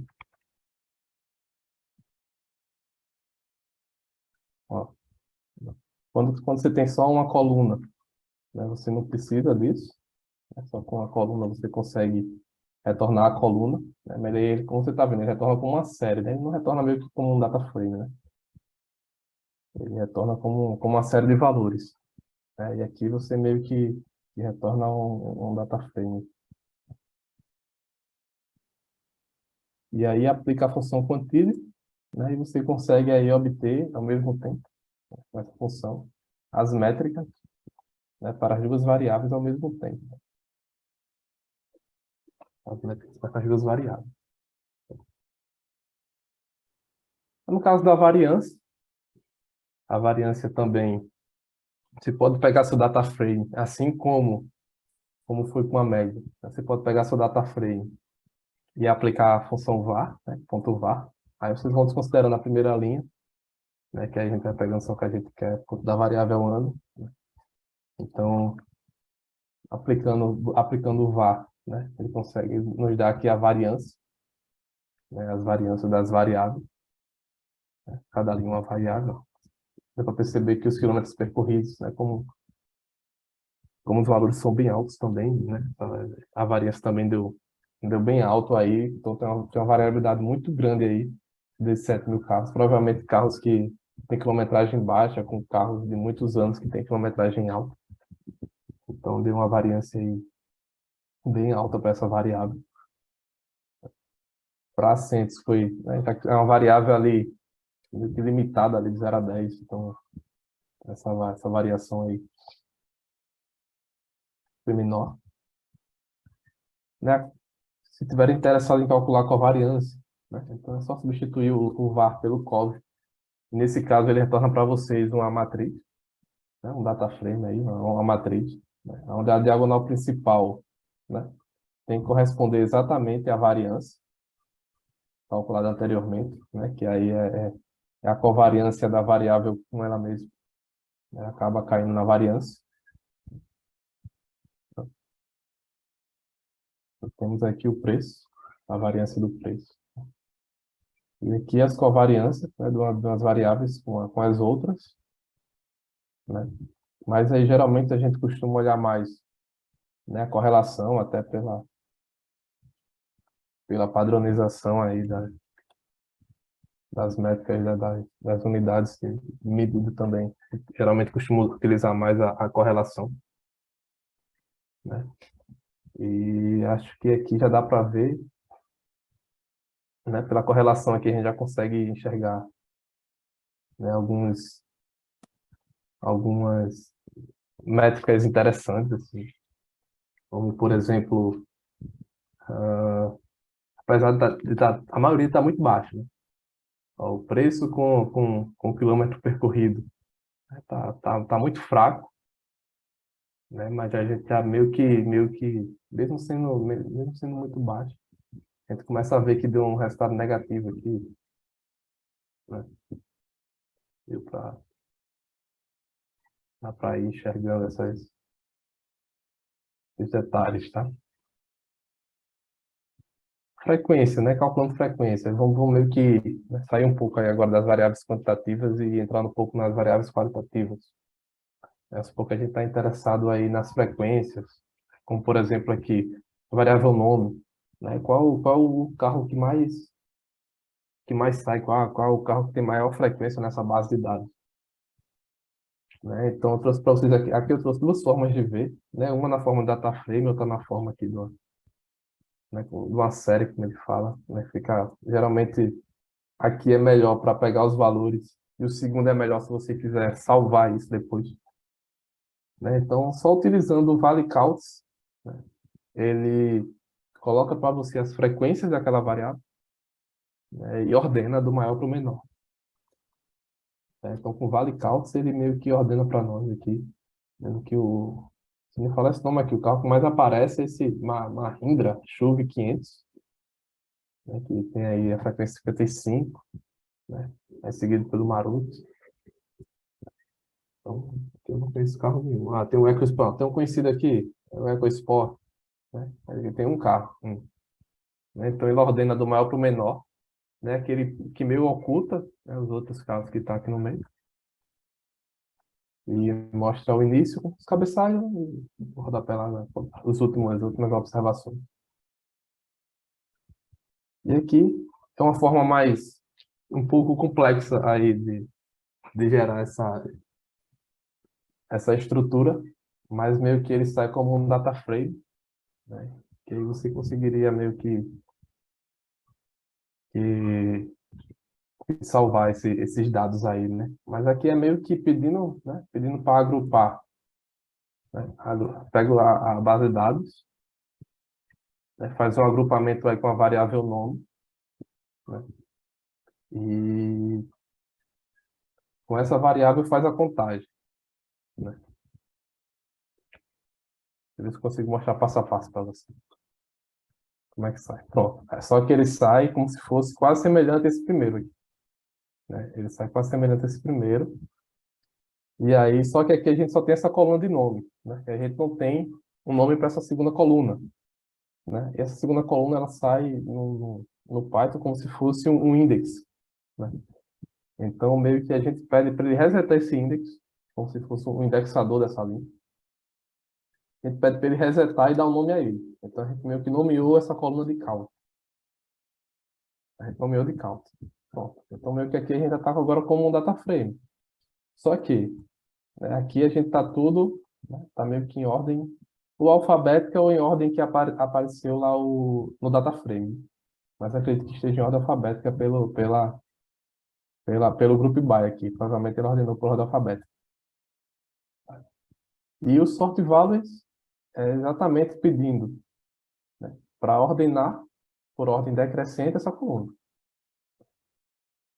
Então, não pode dar de ordem decrescente. Tá? A parte decrescente está aqui. Se colocasse aqui um true, ele ia, né, do menor para o maior. Ó, tá? E aí a gente consegue obter o que está semelhante ali em cima, só que no formato data frame, a gente consegue meio que salvar, se quiser exportar isso como CSV, tá? A gente consegue exportar esse data frame. Tá? 2041 linhas e duas colunas. É a mesma coisa, também 2041 linhas. Ou seja, 2041 nomes de carros diferentes, né? Aí vamos supor que a gente está interessado, tá? A gente já viu a frequência de nomes aqui, mas a gente está interessado agora em saber, né, fazer uma tabela cruzada, né? Fazer uma tabela cruzada com nome ia ser complicado, porque ia sair 2041. Então a gente prefere ali, vamos pegar ali duas variáveis que têm, né, quantidades menores de variação ali de nomes, para a gente tentar enxergar aí essa tabela cruzada. Então, a gente pode usar a função cross-table. Cross-table é onde a gente passa aqui as colunas que a gente quer fazer essa visualização, tá? Então, usando o cross-table, a gente pedindo aqui para visualizar, né, a gente tem essa tabela cruzada, né, onde aqui nas colunas está a transmissão automática e manual, né, e nas linhas, né, aqui é o tipo do proprietário, tá? O primeiro proprietário, né, o segundo, terceiro, ele meio que não conseguiu, ordenou por ordem alfabética, aí botou, né, quarto ou mais aqui, segundo, né, e quatro ou mais proprietários. Tá? E aqui colocou os valores da tabela cruzada.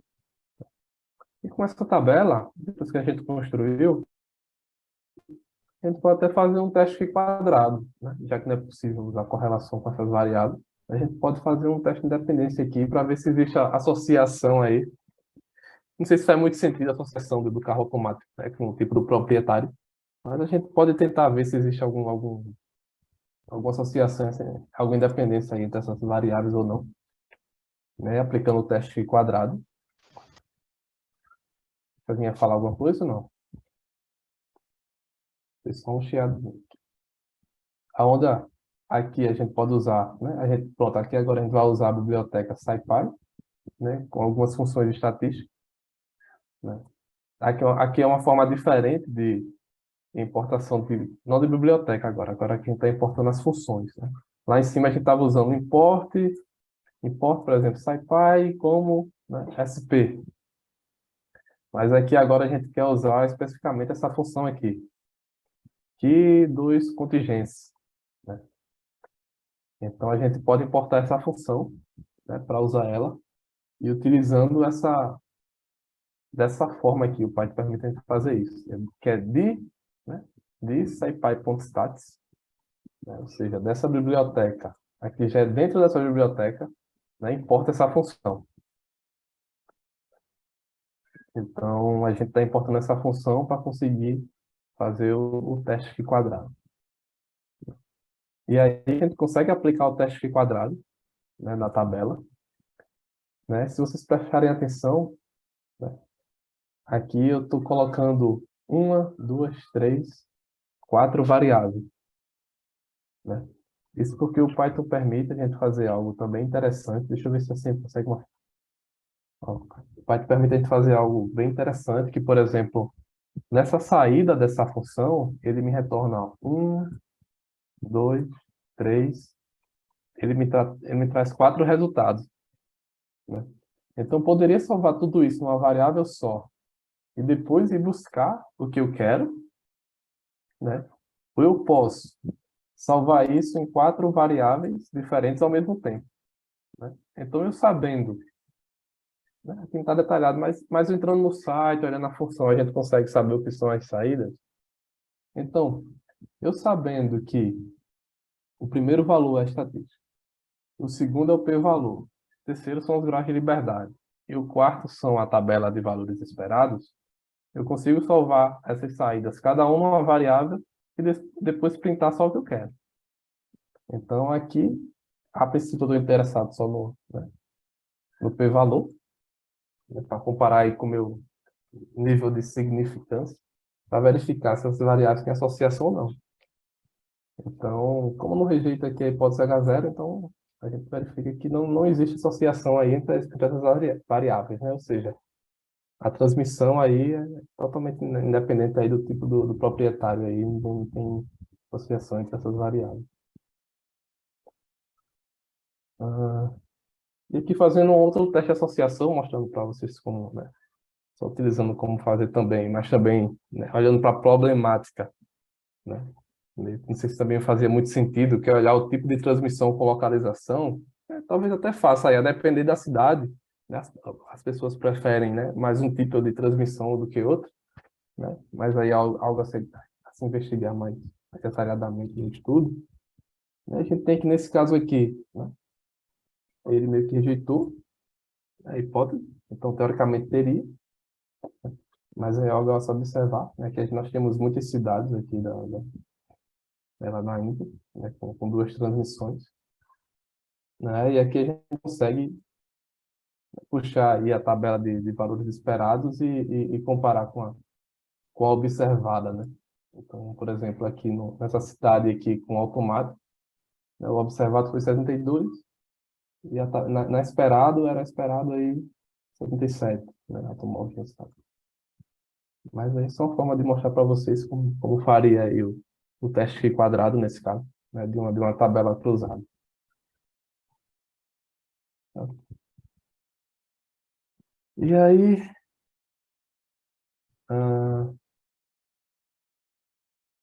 aqui, né, foi uma função utilizada para a gente começar a entrar um pouco ali, né, mais para baixo, a começar a criar gráficos, começar a criar umas métricas mais independentes das variáveis qualitativas e das quantitativas, né, que é possível a gente, a gente quebrar, assim, ter uma variável que me diga as variáveis categóricas são essas, as numéricas são essas, né, usando esse select the types. Né?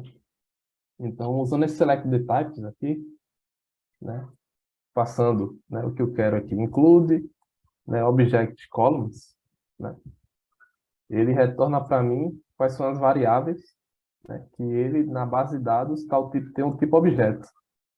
Né? Então, aquelas variáveis que estão de tipo objeto, eu sei que eu vou tratar elas como variáveis qualitativas. Vamos dizer assim. E as que tem, né, que são tipos numéricos aí, né, NP numbers, né, tem que sair, mas ele tá embutido lá dentro, né, são as variáveis que, a princípio, né, ele vai tratar como as que possuem tipos numéricos. Né, as que possuem tipos numéricos. Então, ele me disse que as numéricas, né? É aquele ano, está com variável inteira, quilômetros percorridos, assentos e o preço, né? E então, para passar um pouco aqui sobre em tratamento de dados também, assim, bem simples, né? A gente vai criar duas variáveis, né, para a gente meio que dar uma robustez mais no banco e conseguir fazer uns gráficos lá embaixo com elas, né? Então, por exemplo, a gente tem a variável ano, né? A gente tem a variável ano, né? Vamos supor que a gente que não queria trabalhar mais com ano por ela ser inteiro. Então, o que a gente poderia fazer? A gente poderia pegar, né, a data atual, né, ou seja, 2022, fazer a subtração por ano, e a gente teria aí a idade do carro, né? Então, meio que a gente sai de ano e passa a trabalhar agora com a idade do carro, né? Da data que ele foi fabricado até a data de hoje, né? Então, a gente pode fazer isso, né, chamando a função date, né, da biblioteca datetime. Aqui só um print, né, para a gente ver, né, a função ano aqui, ó, date.today.year, né, que ele vai imprimir aqui 2022. E a gente pode fazer a subtração, né, como ano está como inteiro, a gente já pode fazer a subtração direta. Então, usar o date today.year menos a coluna de ano, né, e aí a gente pedindo aqui um cabeçalho, a gente tem essa nova coluna aqui, né, onde esse primeiro carro, que é do ano 2010, tem 12 anos. Esse segundo carro, que é 2015, tem 7 anos. Então, agora temos uma variável numérica que a gente pode trabalhar com ela. Preço, novo preço. Cadê? Eu acho que eu não executei.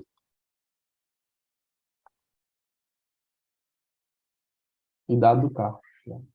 Ele criou aí a idade do carro sendo uma variável inteira. Vou deixar aqui.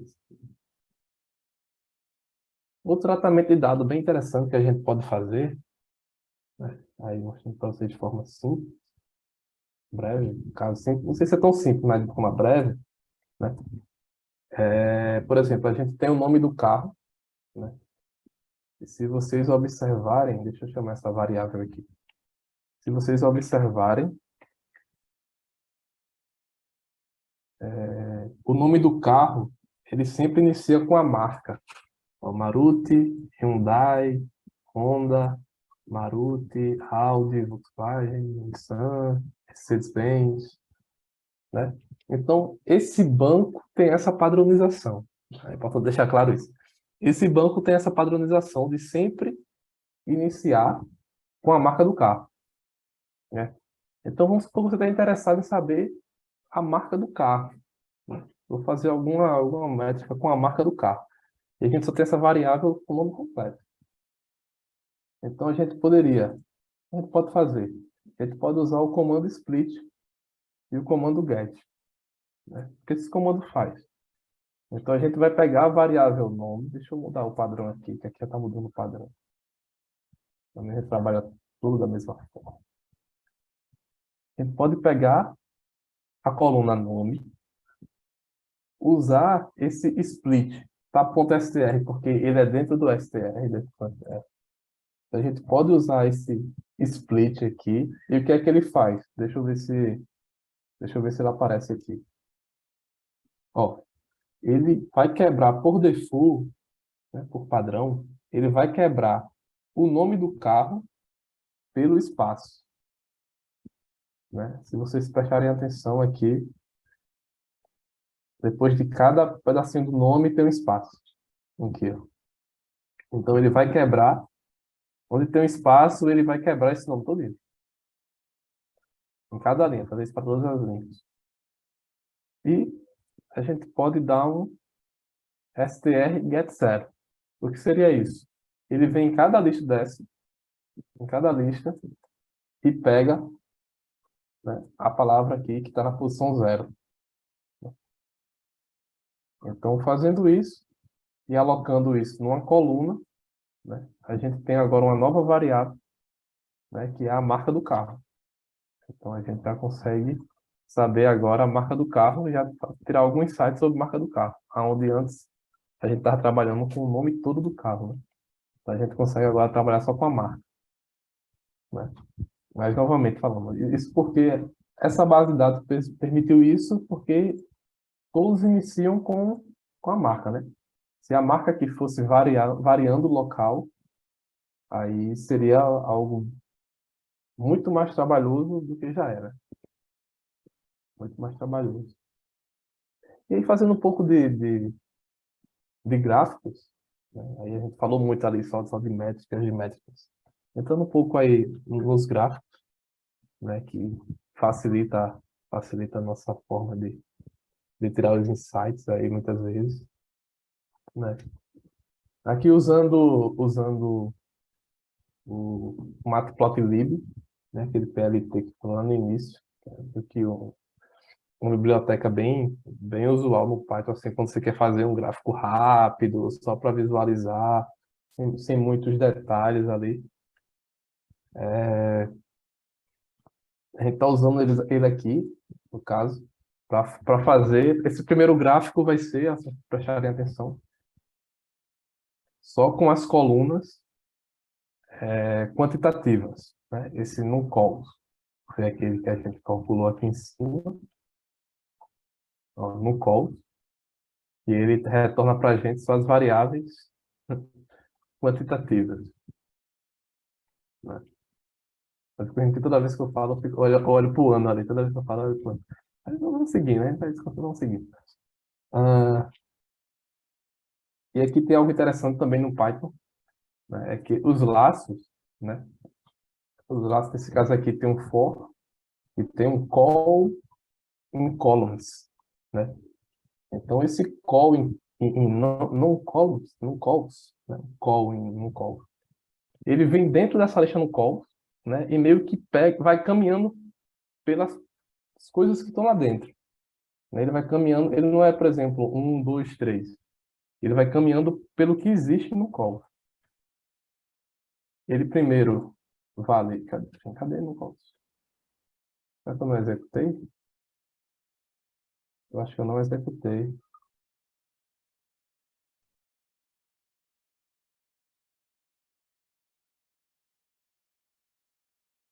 Aqui. Então, esse call aqui, ele primeiro vale ano, depois ele vale quilômetros percorridos, depois ele vale assento, depois ele vale preço, depois ele vale idade de carro. Então, ele sai valendo essa palavrinha aqui toda vez que ele passar no laço, né? É tanto que aqui tem um print call. Ó, o primeiro é ano. O primeiro é ano, então ele vem aqui e calcula. Ó, aqui dentro já tem outra função interessante, que é a simetria. Ó, usando o ponto skill, a gente já consegue calcular a simetria, né? Então o ano ele vem aqui dentro e entra aqui, ó, nessa coluna, para a gente conseguir calcular a simetria, né? E depois a gente entra nas funções dos gráficos, né? Primeiro o plt.figure, que vem aí me dá o tamanho do gráfico, né? Segundo, né, o subplot 121, né, que aí como eu estou fazendo dois gráficos, né, o primeiro eu aloco aqui na posição 1, o segundo na posição 2. Então esse que vai vir na posição 1, quem é?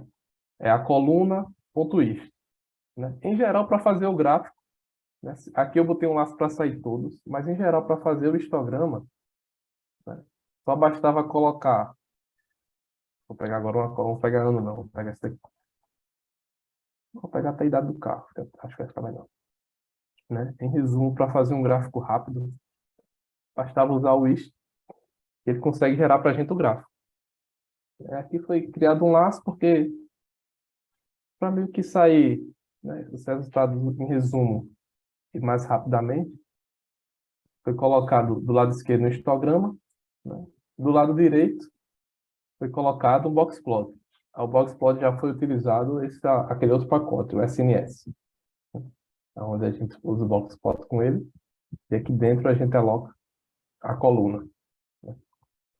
Aí, executando ele, a gente consegue obter as colunas que eram numéricas, os gráficos, né? Aqui é possível ver que quilômetros percorridos. Provavelmente aqui tem alguém, né, um mínimo aqui que está puxando isso aqui. Aqui, dá para ver ele aqui, ó, no Blogspot. No Instagram não dá para ver, mas dá para ver no Blogspot. Né, os acentos aí saiu algo, né, bem estranho. Né, e a idade do carro, né, a idade do carro a gente consegue ter uma análise, né, mais agradável, vamos dizer assim, né? Mais agradável. Aí, com os picos de carro por aqui, tem 8 anos aqui, 7, 8, 6, 7, 8 anos. Né, aqui é a mediana. E tem ele 7,40. Achei que eu estava falando rápido, acho que estou falando devagar, né? Deixa eu caminhar aqui. Para as variáveis qualitativas, né? Para as variáveis qualitativas, a gente meio que usou, a princípio, só o pacote SNS, né? E usando essa função countPlot. Countplot. Então, aqui meio que só para a gente dizer que a gente quer.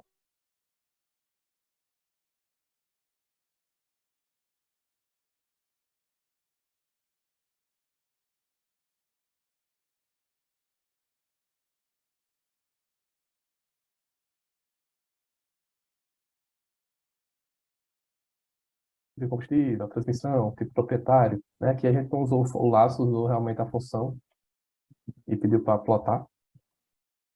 Esses ticks aqui embaixo são só detalhes para ele virar os nomes ali dos termos. Quando chegar lá eu mostro para vocês. Aqui é 45 e 95 graus. É só para ele virar isso aqui, ó. Pede para virar 45 no axis 1, né? Que é 0, 1, 1, 0, 1. Aí ele virou 45 graus esse daqui. E os 90 são esses daqui de baixo. Né? Eu acho que eu coloquei ano até aqui, não foi? Eu coloquei ano aqui, ó. Eu disse ano, seu lugar é aqui. Então aqui agora faz sentido. A gente olhar a frequência do ano. Né? A gente consegue aqui enxergar aqui o ano aqui. Não está ordenado, né? Percebi agora também, não está ordenado. Então, tá 2014 aqui, 2015 aqui. Mas 2000, dá para ver que 2014, 2015 são os que mais tem frequência. Esse Maruti é o que mais tem frequência na marca. Ó, a gente já consegue observar pela marca, ó, sem precisar olhar o nome do carro completo. Né? Então a Maruti aqui é o que tem maior frequência pela marca, seguida pela Hyundai, pela Toyota. Esse bem tem muito também. Muitos carros é com o primeiro dono, né? Consegue ver, muitos carros é com o primeiro dono. Tem mais carros aí em Mumbai. A maioria é diesel, coisa em gasolina. E a maioria é carro manual. Então, já dá para tirar, né, uns insights interessantes aqui com esses gráficos. Aqui tem um gráfico que eu, né, tentei fazer para vocês, se ele vai complicar ou não. Né? É um gráfico que está levando em consideração 3 variáveis ao mesmo tempo. Né? Usando aqui o SNS Parplot. Né? Ele está levando em consideração quilômetros percorridos, preço e a transmissão. E pedir para gerar, para ele fazer a legenda ali, a quebra, né, em transmissão. Né? Então, esse daqui, meio que ele fica como se fosse né, uma densidade aí. Esse primeiro é do quilômetros percorridos. Esse daqui, na diagonal. Né? A diagonal é como se fosse a variável por ela mesma. Esse é tipo como se fosse uma matriz de gráfico. Essa daqui é preço por preço. Preço por preço. E essa daqui é preço por quilômetros percorridos. Então, é a variável que a gente queria mostrar para vocês observar. Eu fiz meio que essa matriz, mas a ideia era mostrar essa. Onde a gente consegue ver aqui, né, que provavelmente os carros automáticos, né, são os mais caros. Né, os laranjinhas aqui estão sempre mais altos que os azuis. Então, são os mais caros. Né? E essa observação aqui tá meio que estragando aqui a visualização, mas a ideia seria também que ver que provavelmente quanto mais quilômetro percorrido, mais o carro vai perdendo valor, né? Então a gente vê os laranjas aqui embaixo, provavelmente é os laranjas que tem mais quilometragens e tal, né? E que os manuais são os mais baratos também, tem umas misturas aqui, mas seria mais essa ideia. Os automáticos são mais caros, né? E quanto mais quilômetros percorridos, a depender do carro também. A gente sabe que depende muito do carro, né? Mas aí o valor do carro, o preço do carro vai baixando por isso. Aqui né? São meio que uma figura mais simples, se quiser, por exemplo, ver transmissão, né, por média de preço. Esse aqui por exemplo, carro automático, né? A gente fez um group by aqui, né, da transmissão por preço, aí calculou a média e meio que fez um sorte aí e fez um gráfico de barras aqui, né? Mas aqui o eixo Y aqui é o preço, né, e quebrado aí pela transmissão. Então, meio que a gente consegue realmente perceber que a média do preço aí de carros automáticos é bem superior à média dos preços dos carros manuais. A gente consegue ter consegue enxergar, né?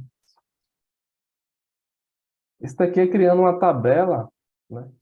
É criando uma tabela, deixa eu lembrar aqui. É também criando uma tabela com três variáveis, né? É criando uma tabela com três variáveis. Se você quer criar uma tabela, você quer criar uma tabela de três variáveis e enxergar isso no data frame, né? Enxergar isso no data frame.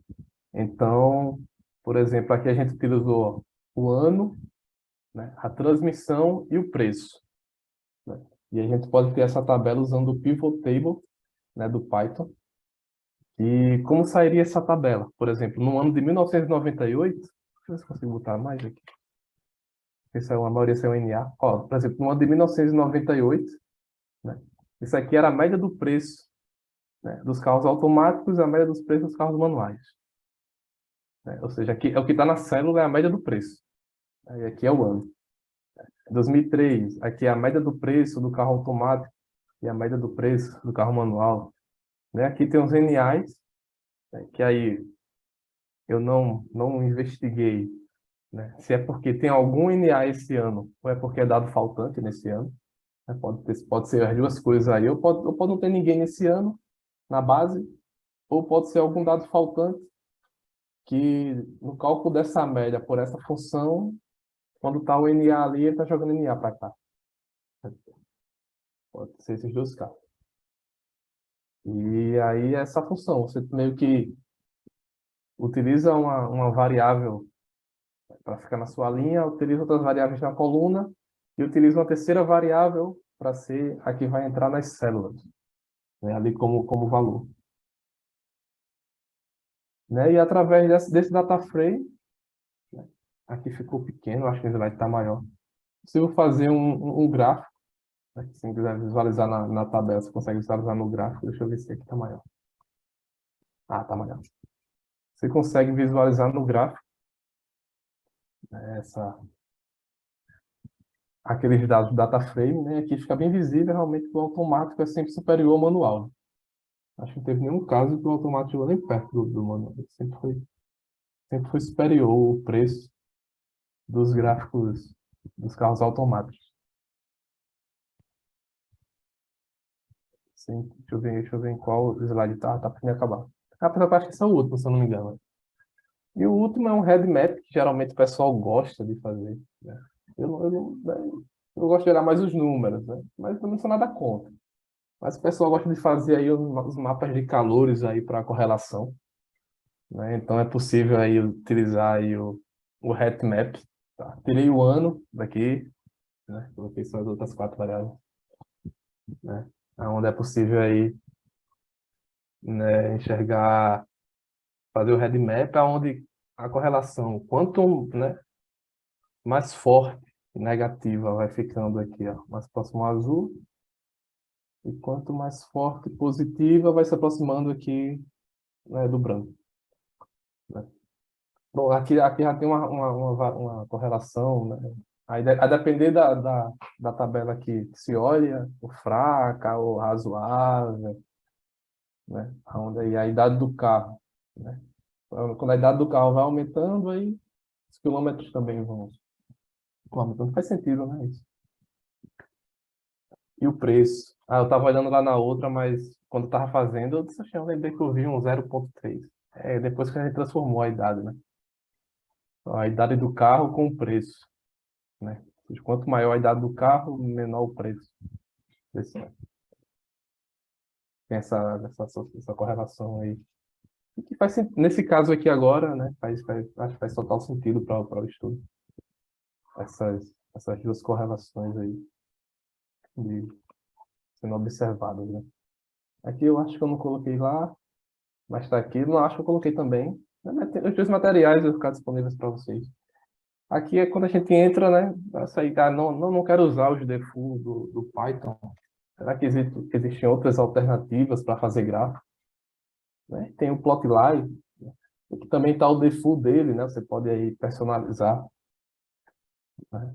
E gerar aqueles mais interativos, né? Onde você consegue meio que brincar com os gráficos e deixá-los bem mais interessantes, né? A nível de relatório, a nível de trabalho, a nível de entrega. Né? Tem o Plot9, né? O Plot9 é baseado no ggplot2. Né? Então, você trabalha meio que da mesma forma, né, do ggplot2. É bem parecido, ó, usando aqueles mais, usando GeoMBar, usando ggplot. Você trabalha da mesma forma, então se você estiver habituado com o ggplot2, tem um Plot9, você consegue, né, levar aí todos os seus conhecimentos para gerar os gráficos no Python da mesma forma. Aqui está o link para a documentação. Né? E tem, né, essa biblioteca aqui, SweetVis, não sei se alguém conhece, né, que, né, ele meio que vai fazer tudo que a gente fez. Agora, claro, né, claro que é bom ter cuidado ao utilizar, é bom saber se está saindo tudo corretamente. Mas ele vai fazer tudo o que a gente fez em questão de segundos. Né? Ou seja, você chamando sua base de dados e você aplicando essa função que é svanalyze e usando esse report show HTML, ele gera meio que um relatório, né, de análise exploratória para você. Eu não uso, né? Eu não uso, mas eu estou trazendo aqui para conhecimento de vocês. Aqui a gente tem alguns minutos. Né? Então, ele gera um link HTML, né? Eu subi esse link também que ele gera. Porque como estava no Google Colab, né? Mas aí, mas aí ele... E agora que eu não sei... Ah, aí, pronto. 1-0 aqui. Pronto. Ó, ele gera uma página aqui para gente. Eu confesso que eu não olhei todo, só vi gerar. Né? Mas ele meio que faz uma análise exploratória para você, né? Você consegue caminhar nele sem problema nenhum. Por exemplo, localização. Ele já me dá aqui que o maior é Mumbai, né? A gente já consegue ver, ó, Mumbai. Ele já faz a análise exploratória para mim automaticamente, vamos dizer assim, né? Aí tem um ano, né? Faz ali o gráfico de frequência. Né? Aí só precisa ter cuidado, como é que considera o ano inteiro, ele meio que fez as métricas, a localização ele já não fez. Né? Quilômetros percorridos, todos aqueles gráficos que a gente foi passando, ele meio que vai fazendo a transmissão, manual, automático. É só meio que entender aqui o que significa cada coisa, né? Ver se realmente faz sentido, se não faz. Ó, aqui mostra a quantidade de valores ausentes, a quantidade de valores. Ele faz coisas interessantes em questão de segundos. Né? Aqui dentro também ele fala do tamanho do data frame, né? Quantas variáveis são categóricas, quantas são numéricas, quantas são textuais. Né? Aí tem os testes de associação, né? Ele fala até o que quadrado e a correlação aí com as variáveis, só tem que entender aqui o que é a bolinha, o que é o quadrado, o que é o azul escuro, o que é o vermelho. Mas ele meio que... a ideia é interessante, né? Eu costumo ir pelo outro caminho, que eu costumo ir fazendo minhas perguntas e construindo análise exploratória, mas a nível de conhecimento tem essa ferramenta também, a SweetVis. Eu não cheguei a estudar a fundo, não sei se você consegue manipular para trazer o que você quer, né? Ou se é padrão ele trazer só isso. Mas, enfim, eu acho que é isso. Aqui eu só botei algumas conclusões, como a gente estava fazendo uma análise descritiva, né? E para a gente também, né? A gente já criou uma problemática lá na frente, então vamos ver se a gente, né, consegue uma conclusão aqui simples do nosso estudo. Então, né, a gente abre ele e a gente fecha. Onde, por exemplo, na Índia, né? A problemática era na Índia, né, existe uma frequência maior de carros manuais, né? Então, os carros de transmissão automática são mais caros, né, que os manuais. Ali existe uma correlação fraca ou moderada, como a gente viu agora há pouco, entre o ano dos carros e os preços, né? Ou seja, quanto maior a idade do carro, mais barato ele vai se tornando, ele vai ficando, né? E existe aí uma correlação fraca, né, entre a idade do carro e a quilometragem percorrida. Ou seja, quanto mais antigo for o carro, né, mais quilometragem provavelmente ele percorreu ao longo da sua vida. Aí, alguns insights prévios que a gente poderia tirar, só para a gente amarrar o estudo, né? E aí aqui o link para aquele notebook que a gente estava mexendo agora, ele está exatamente do jeito que estávamos mexendo. Aqui foram alguns livros que eu tomei por base, para ir construindo algumas coisas aqui desse slide. E aí, bom, obrigado pela oportunidade. A Espero que gente, tenham gostado. sim, foi muito bom, a gente quer agradecer a sua participação aqui. E queria dizer sobre a importância do tema que você trouxe, né? A análise de dados é sempre a análise exploratória é sempre muito importante para a gente, independente do que a gente quer fazer depois, se é uma predição, se é uma modelagem, Sim, é uma etapa fundamental. E, que nem eu exatamente. falei, é algo diferente para a gente ver isso em Python, então foi muito bom. Foi bem rica a sua apresentação. E sei que todo mundo vai tirar vários insights a partir daqui e também conhecer o Steam Views, que você mostrou também é uma forma diferente, que nem você falou, é importante só julgar ali o que está sendo trazido, né? Exatamente. Então, Mas é isso, então eu queria te agradecer mais uma vez pela sua disponibilidade. nada, eu que agradeço. Então, e você perguntou do prêmio, né? Era o Prêmio Inventor em 2016, pelo programa de Exato. computação, e ele era intitulado Rede Gauss NP, eu não sei se é exatamente essa pronúncia. É De... Rede Gaussian Naive Bayes. É um classificador que eu fiz na época Aham, usando fuzzy, com isso. distribuição normal. Os parâmetros da distribuição são fuzzy, para vocês verem como que eu gosto de brincar, né? Os parâmetros da distribuição são fuzzy. Aí a distribuição os parâmetros têm um formato triangular. Complicado. É legal. Mas é legal, a aplicação é legal. Aí eu estou agora mexendo de novo nisso no pós-doc. Que bom. Mas é isso, pessoal. O material está disponível, está aí no GitHub. Eu botei no GitHub também, se vocês quiserem acessar. Tem um repositório lá com esse slide e linkando para o notebook. Podem ficar à vontade para mexer, criticar. A gente vai melhorando. É nosso, acho que conhecimento Sim, é importante para todo mundo. com certeza. Então, eu queria dar boa noite a todos e convidar vocês para participar do nosso próximo mini curso, que a gente vai continuar no Python agora, só aqui com o PySpark. Muito Boa bom, agora noite. o nível vai aumentar, até mais. Até mais. Muito bem.